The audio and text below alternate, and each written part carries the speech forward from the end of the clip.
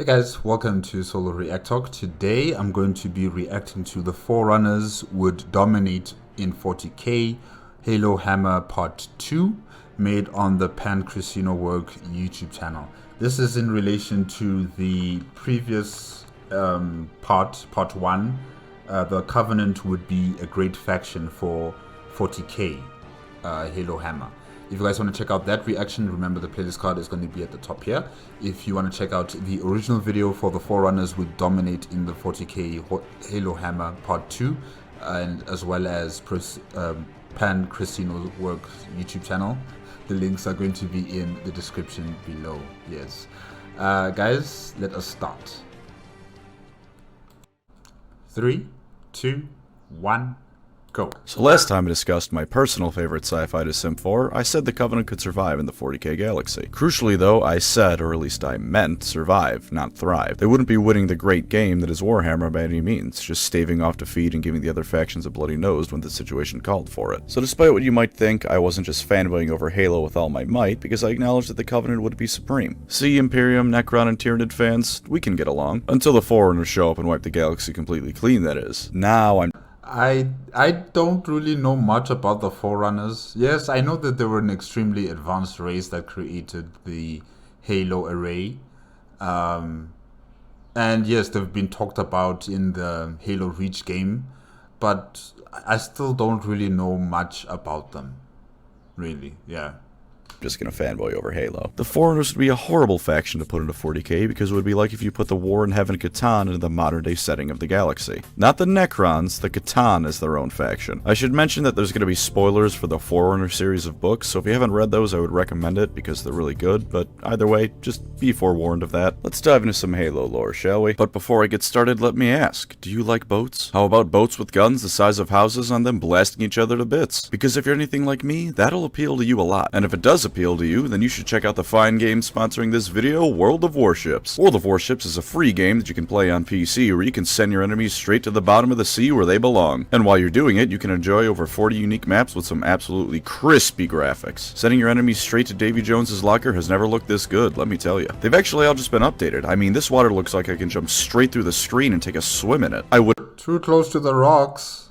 What are you doing that close to the rocks? Oh my gosh. Recommend doing that, and I'm not liable if you break your screen trying to dive through it, but it sure looks like you can. You've of course got several varieties of shooty ship to take to the high seas with. You've got your destroyers, cruisers, and battleships for varying levels of boom and speed, but maybe you'd like it a bit more tactical, in which case set sail in an aircraft carrier and remind people that if you aren't looking up, you're gonna have a bad time. And of course, if you're the kind of person who's a fan of hitting people when they aren't looking, you can always go for the submarine. There's nothing wrong with the sneaky approach. Anyone who says it's for cowards is just angry they can't untorpedo their battleship's hull. Try out all of them, and since you can either play with friends or on your own, feel free to test out new ship types and figure out what's best for you. While you're testing out new ships, you can enjoy the fact that this game is basically a virtual museum of ships to browse and look at. The game is a naval history buff's dream. Personally, I can use World of Warships to pretend my history degree means something. Huzzah! And by the way, I only told half the truth earlier. The game is available on PC, true, but it's also available on consoles, baby. If you're looking for an intense naval combat game, you can do no better than World of Warships. And you can download it right now with my link in the description. And while making this promotion, I've struck a dark deal with Darker Forces to give you some in-game goodies. If you use the code BRAVO during registration, you get 500 doubloons, 1.5 million credits, 7 days of premium account time, and once you complete 15 battles, a free choice of a premium ship. You can choose the USS Phoenix, Japanese cruiser Kuma, French battleship Corbeil, Italian battleship Dante Alighieri, or the HMS Wakeful. And while So it mainly focuses on World War I era, World War II era types of battleships. Nothing in the modern era or the Cold War era types of vessels. is not currently available, there was once upon a time a crossover with Warhammer 40k in this game. So while at the moment you can't grab those skins, you can send some Khorne worshipper who did straight to the bottom where they belong. Thanks again to World of Warships for sponsoring the video. Download the game now and get ready to wage war across the waves. A little bit of background to set the scene first would probably be smart. In Halo, the Forerunners were the civilization that made, well, Halo. 7 of them in fact, though before that there were 12 until they got exploded. They had roughly 3 million worlds in their domain, and their technology could do pretty much anything you could think of. Lived nearly 3 million. Forever, Dyson spheres, and massive artificial planets. If it's a sci-fi megastructure or something like that, then the Forerunners had at least one of them, most likely several. They controlled the galaxy nearly without equal, fighting and winning a war with ancient humanity and its allies who were nearly as advanced as they were. There were also the precursors who seeded the galaxy with life before being overthrown by the Forerunners. Not quite related, but if you haven't noticed, Halo loves giving its alien species descriptors for names. There was, of course, also the Flood, who finally put the Forerunners to the sword after millions of years of dominance, but we'll get to them later. Their empire, the Ecumene, lasted from about 10 million BC to 100,000 BC. Now, if your only knowledge of the Forerunners was from the first 3 games, then you'd reasonably think that I've lost my goddamn mind. I mean, yeah, you could tell they were ancient and powerful, but there just wasn't enough info on them to assume more than that. Similar to mankind during the Dark Age of technology or the pre-fall Eldar, there just wasn't enough knowledge on the Forerunners to get a good picture. You could theorize all you want, but it'd be just that. Theory, with a few scraps of information to go off of. I mean, the most you'd see are those shitty sentinels that go down in a few hits, or the Didex Promethean that can be taken down with 5.56 rounds. This is because you're never fighting the Forerunners in the Halo games. You're fighting a shadow of their shadow. In the Forerunner trilogy of the books, and even with some of what we can see in modern Halo games, they're shown as one of the most powerful sci-fi factions to ever been written. At least before we start getting into things like the Zealeverse, where the Big Bang is weaponized into a mass-produced assault rifle. No. So these Sentinel things are just AI constructs that used to serve the Ecumene? Alright. I'm not making that up. Why don't we get the elephant in the room out of the way first? No, not that one. In the blink of an eye, everything sentient in the galaxy is dead. Everything that isn't a Necron and maybe the Tyranids, depending on how close they are to the Flood, is just gone. If you don't happen to be traveling through the warp, you're dead. Depending on how you think it works, chaos could either be supercharged because of the rapid and simultaneous death across the galaxy would be racked with warp storms if not just have a whole new Eye of Terror created, or the Chaos Gods would all die out because everything feeding them just bit the dust. Either way... sorry about that, but I'm just trying to figure out the Halo array effective range. You know, once this thing fires, how big is the radius of impact or effect for one Halo ring? Yeah, I'm just wondering about that. And how many would they need to, you know, cover the entire galaxy, and then initiate them, and then, you know, activate the Halo ring for it to cleanse the entire galaxy of all life? I'm just wondering about that. Yeah, there'll be no response, I think, from the Imperium of Man or any other faction in the galaxy.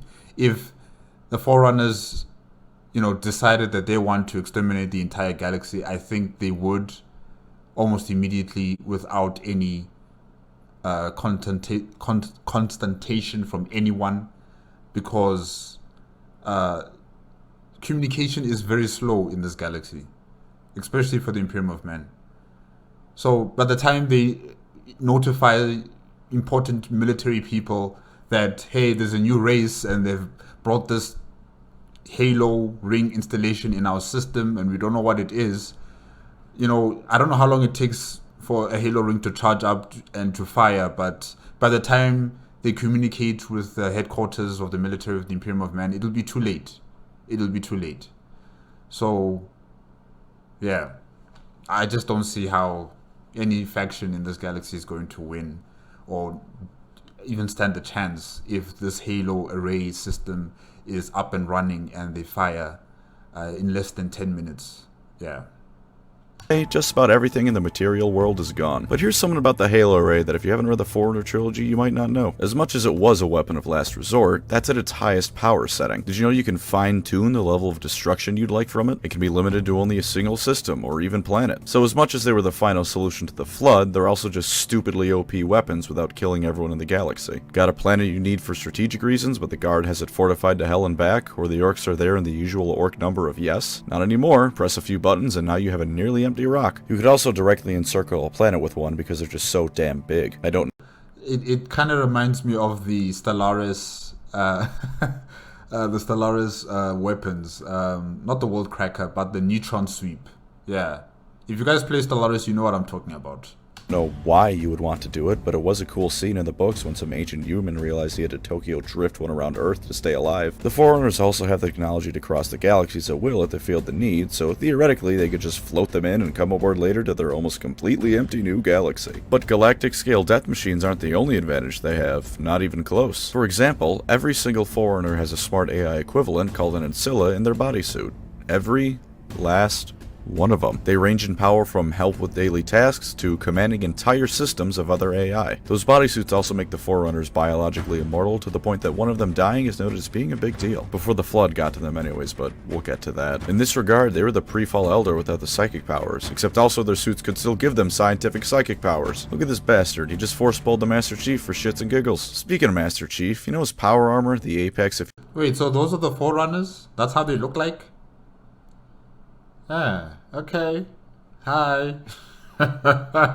humanity's military technology, with shields and armor capable of taking a plasma round to the chest and just keeping on trucking. Nothing compared to the Forerunners. It was declared by Guilty Spark to be roughly the Forerunner equivalent of a hazmat suit. They look like vampires. Yeah, they look weird. But okay, yes, welcome.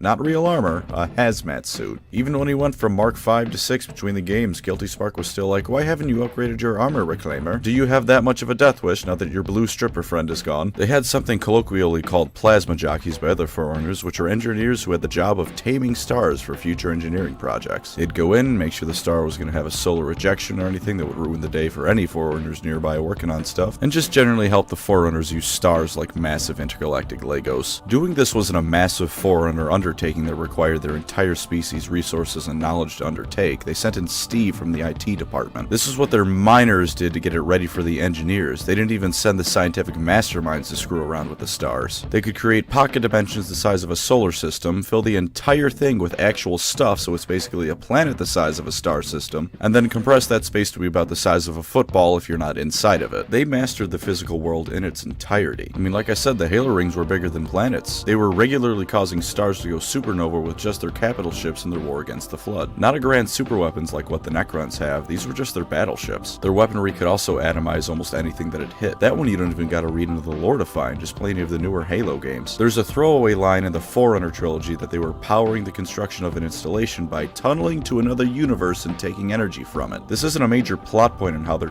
Like 0-point energy? Okay. So they're creating 0-point modules out here. Damn. desperately trying to create the Halos to beat the Flood and are turning to major scientific endeavors to do so. It's like a sentence and a half of dialogue about some guy's side project. Regarding the Halos themselves again, not only did they kill everything in the galaxy, the Forerunners completely reseeded the galaxy with life after they were gone. Such was their intelligence that they set up entire systems to take care of the galaxy even though they themselves were all but extinct. Oh. So how can such a powerful race like the Ecumenae be defeated by the Flood? There's something going on here. There's something wrong. There is something wrong. I mean, the way PancreasNoWork is talking about these guys is as if they can't be touched. They can't be touched with the amount of technology that they have and the ingenuity and the science that they possess. You know, all this technology, everything. And yet still, somehow, the Forerunners were defeated by the Flood. Very strange. Those crappy Sentinels I mentioned earlier, they deployed those in the trillions. They made at least one entire planet out of nothing but Sentinels. Imagine enough robots to blot out the sky and force a planet into permanent darkness, and that's just a small portion of what the Forerunners could do. On top of all this, their starships are nearly immune to damage. I'm afraid I don't have fancy made-up metals like adamantite to impress you with. I just know that one took thousands of missiles and several railgun shots going at an appreciable fraction of the speed of light and didn't even get scratched. The cherry on top of all this is that they produced all of this at a galactic scale. They can go toe-to-toe with the Imperium and industry, and everything they have is just better. In fact, they could probably outshine the Imperium and industry because 3 million worlds is better than 1 million. Though admittedly, Forge worlds are nuts, so I'd say it's equal footing. I mean, they built an installation several times the size of a planet outside the galaxy, for God's sake. The only thing that's done anything like that in 40k is the Catan, literal machine gods of the material world in the setting. Their stuff also lasts damn near forever in what's essentially mint condition. Take even the Necrons. Sometimes when they wake up, their programming is going a little bit wonky. Meanwhile, most pieces of of Dark Age tech that the Imperium finds are either horribly broken or corrupted into near uselessness. If it is a fully functional STC, it's probably sabotaged by chaos or something and is going to summon a Keeper of Secrets the moment you build the design it gives you. Because as is well established, no one in the godforsaken universe of 40k is allowed to have nice things. Forerunner stuff, meanwhile, works as good as it did when it was first made 100,000 years after the fact. Someone said in a Discord I was in once that the Forerunners still weren't up to 40k because the Catan could drain energy like the Forerunner could. That's fair. And yes, I was that asshole who brought up an online debate about two universes fighting. Anyways, back on topic. I'm thinking maybe the Chaos Gods could do something to the artificial intelligence that is inside the suits of the Forerunners somehow, some way. I don't know. Guys, I'm literally clutching at straws here. I'm trying to find something to hold on to. Because really this race, the Forerunners, the Ecumene are just too powerful. Yeah, I'm thinking maybe the Chaos Gods can infiltrate the artificial intelligence of the Forerunners.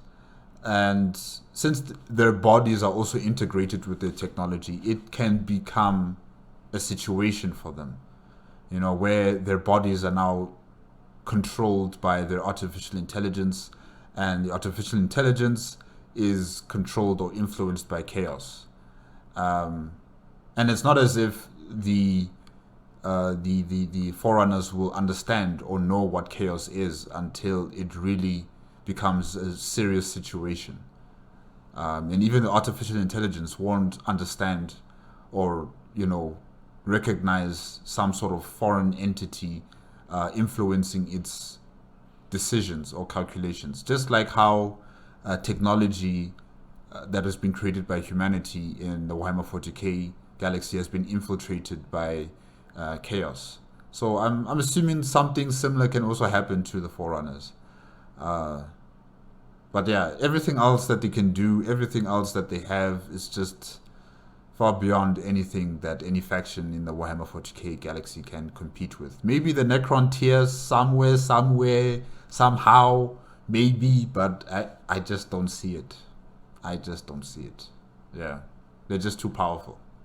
Several differences between what the Forerunners did and what the Catan did in this case. One, the Catan did it to species on worlds. The Forerunner could do it to entire universes, so there's a huge difference of scale. Two, understand what all of that would entail. The Forerunners didn't just eat something that was put in front of them. They had the tunnel to another reality entirely, create and set up a system to somehow get energy from that universe, and then turn that energy into something usable. And to further set the two apart, unlike the Catan absorbing the souls of the Necron tier, this was apparently such a minor detail, such a not worth talking about accomplishment for the Forerunners that it didn't even merit an entire paragraph in the book. The guy doing it was just like, yeah, just hooking up my universe-scaled car battery to the system so I can build my megastructure, don't mind me. And again, like I mentioned earlier, you know how that one edgy Catan screwed off from the galaxy and built a planet around himself? The Forerunners did the same thing and built one of their own. It's the Ark. You could see the Milky Way from it during Halo 3, and they made a bigger one before that. It just made the mistake of existing within 100,000 light years of the Flood and was destroyed. That's such a logistical feat that it's hard to even fathom what that means for the Forerunners' capabilities. Why didn't the Forerunners stay on one of these arcs that are outside the galaxy when the Flood was, you know, consuming the galaxy and they activated the Halo array? Why didn't they evacuate as many of their citizens to the arc outside the galaxy?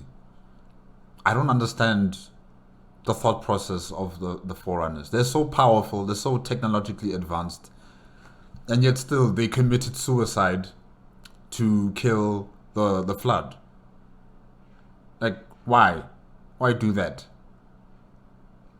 Because if they built it inside the galaxy, they have the ability to move objects the size of planets around the universe at will. If they built it outside the galaxy, meanwhile, that means they have the infrastructure and technology to move such massive amounts of material around that they can build such megastructures in the infinite nothingness of extragalactic space. They could also digitize and construct mechanical bodies for people, which is what the Didact did to create the Prometheans. So if you still don't think they can match beings like the Catan, they did pretty much the same thing as what they did to the Necron tier. Relatedly, the process is pretty much the same, only you can weaponize canonize it. They didn't even need the conversion chambers or anything like that. It was just point the damn thing at a planet and bam, instant robot army. They of course were masters of genetics and biology as well, because why not let them have that too? They would more or less mutate themselves when they reached certain milestones in their lives by integrating the DNA of other Forerunners and taking on their aspects. This also gave them much of the memories and personality of their donor, like when the Didact from Halo 4 gave his DNA to a Forerunner previously known as Bornsteller, who after that was just called the Didact. The Forerunner known as the Librarian even started referring to Bornsteller as her husband after this happened, she being married to the previous Didact, of course. Oh, and they can also biologically imprint your consciousness into someone else without any soul magic. Doesn't matter what race you are either, they stuck a human into a Forerunner once. To hell with it, give someone the memories of a dog and let it speak to the guy every now and then. They could de-evolve you too, just in case all of this sounded too, you know, progressive and scientific for you. They did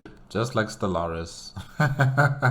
that to ancient humanity after they defeated them in a war. And because most of this video is just going to be disjointed rambling about the Forerunners' capabilities, let's talk about slipspace again real quick. It'll be even briefer than last time because this is a video for fun, not theoretical physics. Slipspace is actually a lot like the warp. Things can go wrong and people can straight up disappear into it. It has streams and currents that dictate how travel is done within it. It's also slower than warp travel, at least when the warp isn't spitting you back in time 1,000 years. The thing is, this applies to the UNC and the Covenant. Forerunner slipspace, meanwhile, is nearly instant. They could cross the entire galaxy in days if they so wished to. A Forerunner slipspace drive will never vanish someone into nothingness like a human drive would, and whether it's slipspace or not, they can teleport entire armies across massive distances. On top of all of this, they don't have to deal with the forces of hell interfering with them or causing them to appear centuries before or after the event they're responding to takes place. At the very best interpretation, the webway is still only equal to Forerunner slipspace, and it can still break down and be corrupted like the warp, unlike slipspace. Again, like I mentioned, you can also do this in atmosphere, which you can't do with the warp. The only reason the Covenant didn't do these in atmosphere jumps is because they don't realize just how advanced the reverse engineered Forerunner stuff is. And you can bet your Emperor bothering ass the Forerunners know what their stuff can do. And because I feel like someone might say I haven't gone enough into specifics to justify this whole video, here's a barrage of those. Their ships had weapons that cause gravity to rip apart the enemy. Each of their infantry weapons does what the Necrons do to their enemies, only faster, that is to say tear them apart molecule by molecule. They can use antimatter weapons on their ships, which violently explodes in contact with normal matter, because that's just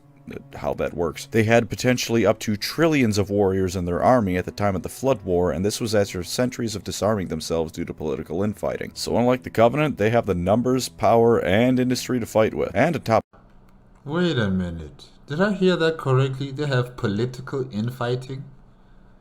Oh, that is an avenue for chaos right there. They have political infighting. As advanced as they are, they still fight amongst each other. Oh, there's a gap in there. There's a space in there just to, you know, increase it a bit more and then expose these people. Yeah, no, I think chaos can do something here. Definitely. but all off, at least some of them had 6 fingers. I mean, what else is there to say? 6 fingers! Maybe they had 2 tails, too. As for psychic powers, I don't think they'll be enough. The Forerunners' advantage in every other field is too great, even ignoring the fact that they could recreate psychic powers to some extent through technology alone. Sure, the Forerunners are in trouble when Magnus or Eldrad take to the field, but the average psyker who could just about throw a fireball without exploding himself is going to be turned into mincemeat. Anyways, now's probably time to give some structure to this video, instead of just continuing to ramble incoherently about Forerunner capabilities. Look, yes, if they can recreate or create people with psychic abilities, it opens the door to chaos. One way or another, these certain individuals are going to be seeking more power. And thus, they will start communicating with beings in the warp to assist them in achieving their goals. You know, I can think about Zinch. He will be very happy to help these people to achieve what they want, you know. And like I said, it's a gateway to the warp and the chaos creatures that live within there. And yeah, as advanced as they are, I still think that they will be susceptible to the influences of the chaos gods. Subtly, slowly, it will take time, but I can see something here that might become a problem for them, the Forerunners. Yeah. See how the Forerunners would interact with the factions of the 40k galaxy. And spoiler alert for what's coming up, you're gonna hear some variation of the words, and then the Forerunners wipe them out pretty frequently. Let's start with the big lads. What would the interactions between the Imperium of Man and the Forerunners look like? Well, at first it would look just like the Imperium of Man's interactions with any other alien species that doesn't keel over and submit. Xeno, heretic, murder, kill, you know, all that overused stuff. And then they would find out that, oh shit, these aliens have triple our territory and technology far beyond us. Exterminatus, what is the plural of exterminatus?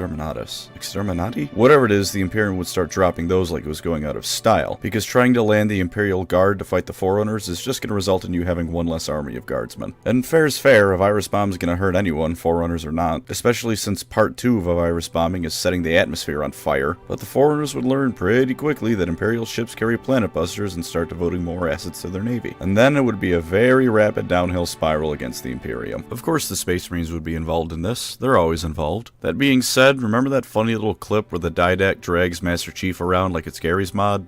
That they'd still be under heavy fire from any fight with the Forerunners, and because I'm not Games Workshop, I don't feel like giving the Space Marines plot armor. Because of the level of tech the Forerunners are working with, they're going to get cut down with little more ceremony than the Guardsmen. Ceramite will give the Forerunners as much trouble as it does the Necrons, which is to say, thank you. Anyway, that is to say it's not going to give them much trouble at all. Plus, at a certain point, the Forerunners are going to realize that even if the Space Marines are more trouble than they're worth to fight head-on, they can just annihilate their ships and worlds to cause them to bleed to death via the most mismatched form of attrition warfare. The Mechanicus might fare slightly better, if only because of a desperate attempt to reverse engineer what few pieces of Forerunner tech they can get their hands on. The Sisters of Battle might make the Forerunners minorly confused when they gun down some lady with angel wings only for her to show right back up, but resurrective immortality is only so helpful when you just get gunned down again by some alien throwing antimatter at you like it's not a big deal. Or the energy sword gun from Halo Legends. Now that'll put some hurt on anyone. Custodies are going to cause problems for the Forerunners, but in the grand scheme of things, they still won't be helpful enough to save the Imperium because, as it turns out, 10,000 is not a very big number on a galactic scale. In a 1v1, the Custodies have more than a fair shot, but it's never going to be a 1v1 for them. But let me introduce you to a more interesting concept: the Forerunners pacifying and integrating human worlds. See, in Halo, the Forerunners stomped humanity because from their perspective, it seemed like the human race as a whole was gunning for their territory, rather than humanity cleansing Forerunner planets infected by the Flood, which was what was actually happening. But at 40k, I don't think it would take too long for them to realize that there's a whole lot of human worlds that, for whatever reason, would be more than happy to be free of Imperial control. Given that a driving motivation for the Forerunners is the mantle of responsibility, which instructs them to guide and protect the galaxy, I've no doubt that a decent amount of planets that fall to the Forerunners would do so willingly. I mean, it happens to the Tau, surely the same thing could happen for the Forerunners. And while yes, it does come with the caveat that the Forerunners are a bit more equal than everyone else, once again, this is just the same as the Tau and it still works for them. By the end of this war, I don't expect the Imperium to still be a major entity. Maybe not completely gone if only because of the Emperor, but certainly reduced to a shell of its former self. Relatedly, and admittedly this is a bit of a stretch, there's a chance that the Emperor wouldn't hate the Forerunners like other aliens. I mean, in 40k, there's the Dark Eldar, the Orcs, Tyranids, Necrons, and more. Those aliens suck, but the Imagine an existence where he is not in control. Imagine a galaxy where he and his species are not on top. Do you really think the Emperor is going to be happy with that? Him. This guy. No. Forerunners, who of course would still be focused on keeping themselves powerful, would still be more than willing to focus on the greater threats to the galaxy, like Chaos. An interesting result of them somehow appearing in 40k could be a sort of temporary alliance with the Imperium, because as we all know, the Imperium is a god-awful government with how it treats its people, but the guys next door sacrificing entire planets to one of four Satans are probably a lot worse for galactic peace. Of course, the Imperium is still a horrendous state, and the Emperor is, to put it lightly, a bit of a control freak, so there's no way the Forerunners would tolerate the Imperium, and it would be temporary at best. That being said, it's still something I find to be an interesting idea. As for the other species, let's go. The Tau are a brief talk. The Forerunners might be able to convince the Tau to peace talks, otherwise they're going to force them back onto their home planets like they did with ancient humanity in Halo. The various other minor Xeno species would probably be turned into something between client saints and allies. The Eldar and them would likely have little reason to interact. I mean, the craft worlds in ideal circumstances sit in their own little corner of the galaxy. If the Forerunners show up and suddenly start wiping out threats to the Eldar left, right, and center, there probably wouldn't be much in the way of reasons for them to fight. Same goes for the Exodites. I suspect that they'll just help each other out. I think maybe the Forerunners would assist the Eldar from avoiding extinction, you know. So yeah, I think they might help them out instead of fight against them. It's possible.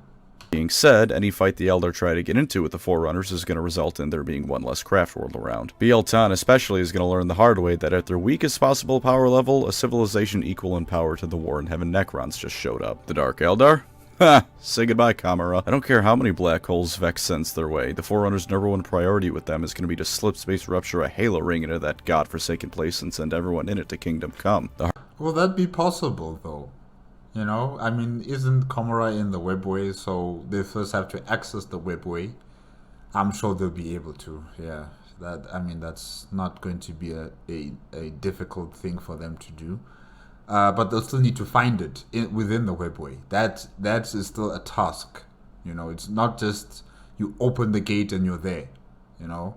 So I don't think it will be as easy as PancreasNoWork is stating here, you know, just slipstream a Halo ring in there and kill everything in Kamara. I don't think it'll be that easy. But yeah. Harlequins, meanwhile, might actually form a sort of alliance with them, since their overall goals are generally more benevolent to everyone rather than just the Eldar. The Orcs are just going to be exterminated, like, wholesale. Oh sure, they'll do their best to put up a fight, but then some foreigner scientist is going to catapult a star at them for funsies. I wish I had more to say about them, because Look, the Orcs, yes, they will be annihilated in their droves, yeah, right? But these guys are tenacious. They are a tenacious species that just know how to survive and thrive and fight and enjoy themselves. And they're like a pest. They won't go away very easily. They'll always come back somehow, some way. As long as there's a planet with their spore on it, they'll come back. They'll definitely come back. So the Orcs will always be a nuisance. No matter how powerful the Forerunners may be, I think they'll always be here fighting against them and dying and fighting against them again and dying. But yeah, they'll be here. I do like the Orcs. War in Heaven Cork would probably give them a pretty tough fight, but modern 40k Orcs are going to tragically be pretty unceremoniously destroyed. Same likely goes for the Tyranids. Unlike the Flood, there's no mistaking this particular intergalactic swarm of locusts for a minor threat you can contain. A hive fleet is many things, but subtle is not one of them. You might say that gene sealer cults could be an issue, but those Ancilla the Foreigner have in their suits would pretty quickly realize that the guy inside is suddenly praying to the Tyranids and alert other Foreigners to the threat. Remember, they all have one. The Tyranids, meanwhile, also don't have the same strength as the Flood. They don't expand quite as rapidly as the Flood, and they don't gain information in the same way as the Flood does. Tyranids are all about adapting to their enemy's strengths. The Flood outright steals those strengths. The Forerunners would find it much easier to deal with them, and if nothing else, they can send in the robotic armies of Sentinels to not have to worry about the whole biomass harvesting issue the Tyranids cause. Considering that, you know, the Tyranids forces that are entering into the galaxy are just scouts. They're not really the main body of Tyranids in the universe that are heading for the Milky Way galaxy just yet. You know, like with the hive fleets that are here right now, they're just scouts. They're not the real deal. So we don't really know how powerful the Tyranids may truly be. We've only had a taste of what these things are capable of. So I'm still saying don't underestimate these creatures. Don't underestimate them. Yeah, the Foreigners will just clean the Tyranids that are here right now. You know, like the hive fleets that are active in the galaxy. But there'll still be more coming in. And I'm sure they're gathering information on the Forerunners, their technology, their way of fighting, and everything else that is required. And they send it back to the rest of the grand hive of Tyranid, if that exists. I don't know what's the main body of the Tyranid species, but yeah, that thing, the hive mind of it. So don't underestimate them. Not yet. Not yet. There are in fact reasons that they didn't just do that with the Flood, in case you were wondering why they didn't do that in Halo lore, but we'll get to that later. The Leagues of Votann, since there's suddenly enough information on them to talk about, might get along fairly well with them. The Forerunners clearly have no problem with AI, so they might even get the Forerunners to help repair the Votann themselves. Granted, the new squats don't seem to be that much more keen on aliens than the Imperium is, and if it does lead to war, then the extra tech the Leagues have won't be enough to spare them from the Ecumene's wrath. The Leagues of Votann will stay in their corner of the space, you know, like they're in the core, of the galaxy, the center of the galaxy. They'll stay there. They'll enjoy their lives there. They won't really interfere with what's happening with the outside periphery of the galaxy. They have no interest in what's happening beyond their territory. So I think the Forerunners are also not going to take interest into them as well. I don't think Chaos is going to have that much luck either. Unlike perhaps even some members of the Covenant, there's nothing to tempt the Forerunners with. Tempt them with power, they have all the power they want and more. And the ambitious among the Forerunner elite aren't stupid enough to sell their souls to demons. No. That is an assumption. That is an assumption. That is an assumption that I will not bet money on. That is an assumption that I won't bet money on. You just stated it yourself that they had political disagreements. So anything is possible here. As advanced as they are still living beings with emotions, and those emotions can be exploited. So yeah, I'm not going to count out the Chaos Gods just yet.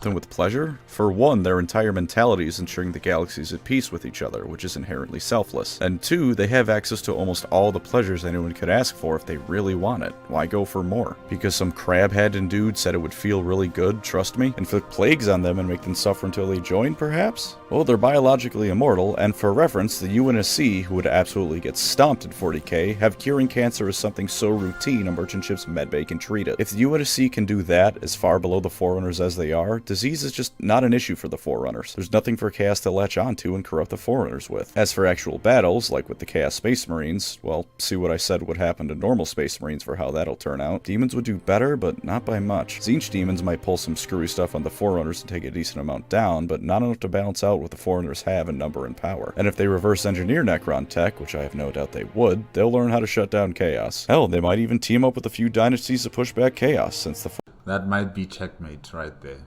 That might be checkmate.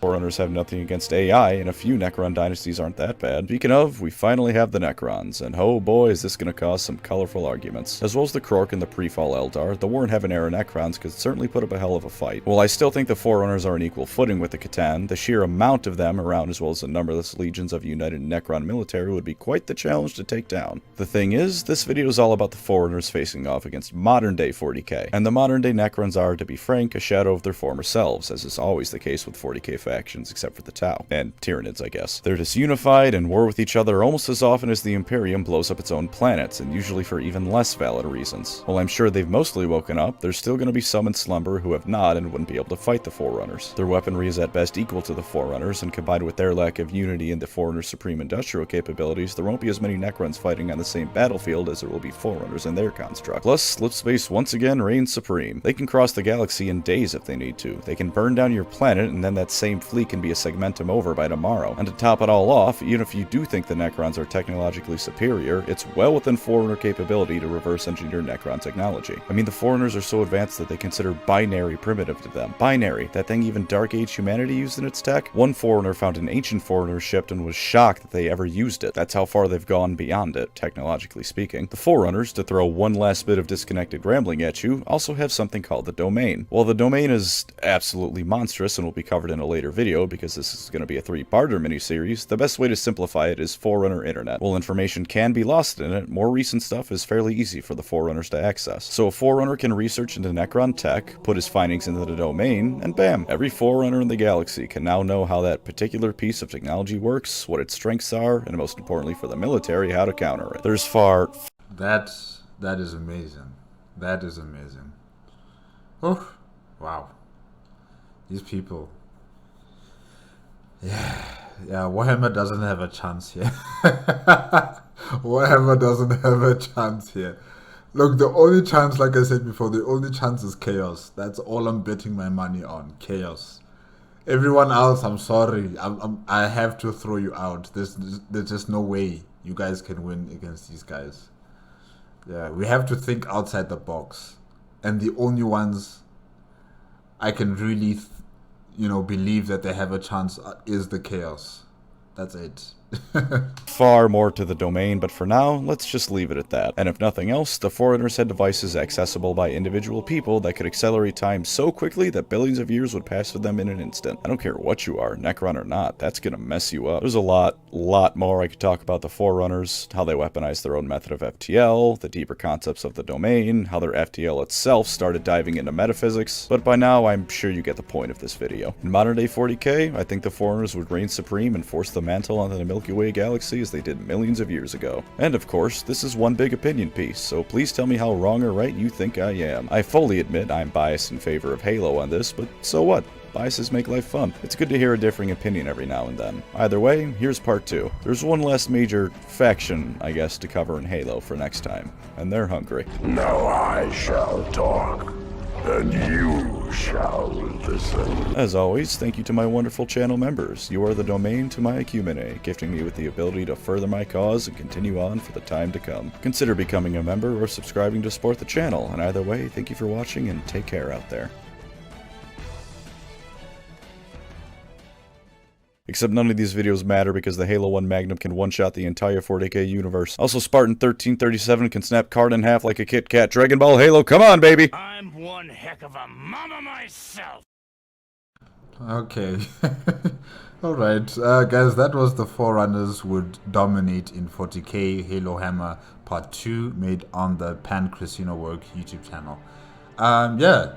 The Ecumene or the Forerunners are an extremely advanced and powerful race, species, and they would completely dominate the 40k galaxy. I'm just questioning how they were defeated by the Flood.